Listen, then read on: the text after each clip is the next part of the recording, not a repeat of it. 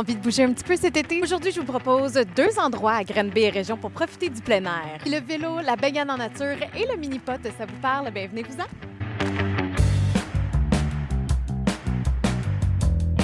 Tout d'abord, le parc national de la Yamaska. J'adore ce parc, entre autres pour son accessibilité. D'ailleurs, vous pouvez vous y rendre à vélo par la piste cyclable. Le parc inclut aussi un camping, de grands espaces verts, mais aussi plusieurs plages pour se déposer au bord du réservoir Chouanière. Ah, vraiment, le quoi de mieux pour se sentir en vacances. À proximité aussi des jeux d'eau, une crèmerie et même un endroit où on peut louer des équipements nautiques pour en profiter pleinement. Si vous êtes plus des amateurs de randonnée, bien les près de 20 km de sentiers vont certainement vous faire parcourir toute la splendeur de la faune et la flore de la région. Ensuite, on s'en va aussi à Aventure Granby, la place pour les vacanciers cet été. Sur place, lancer de la hache, un énorme parcours de paintball où, je vous le dis, toute votre gang va s'amuser. En regardant le décor, on se croirait dans un réel jeu vidéo avec ses débris de bâtiments et d'un véritable avion, sans oublier les voitures abandonnées. Ben, c'est assurément l'endroit parfait pour s'initier. Mais là, la grande nouveauté cette année, c'est le retour d'un fameux parcours de mini-pots à Aventure Granby comme on les aime dans la région. Grandement inspiré des mini-pots américains, je me suis entretenue avec son copropriétaire Chris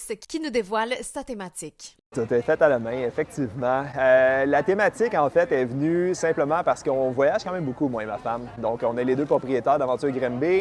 Une des villes qu'on a fréquemment visiter pour se donner des idées, des thèmes de mini-pots, c'est Myrtle Beach. Il y en a beaucoup qui vont le reconnaître, là. C'est définitivement la ville américaine où il y a le plus de mini-pots au pied carré. Il y a plusieurs thématiques qui ont été essayées à gauche et à droite. On s'était rendu compte qu'il n'y a pas grand-chose qui est capable de battre la thématique pirate. C'est tout le temps beau visuellement, c'est coloré, ça attire les enfants, ça fait rire les adultes. Définitivement, là, ça l'attire l'œil pas mal. Puis on a visé là pour avoir une belle visibilité. En ce moment, l'achalandage, elle est super bonne. On est vraiment bien reçu par la population, les villes alentours. Là, les gens, ils viennent, on reçoit des très beaux commentaires. On sait qu'il y avait vraiment une grosse demande de la part de la population. C'est aussi un peu nostalgique parce que Granby a abrité plusieurs commerces de mini-pots dans les années dernières. Qui étant moi-même natif là, de Granby, ça me manquait moi aussi de participer à cette activité-là. C'est une activité qui s'adresse à tout le monde. C'est une activité qui était capable de rester dans un budget autour du 20 $, je vais dire. Les enfants, c'est même un peu moindre. Donc, avec tout le coût de l'inflation, le coût de la vie qui a augmenté pas mal, on est content d'offrir une activité qui est un petit peu moins dispendieuse.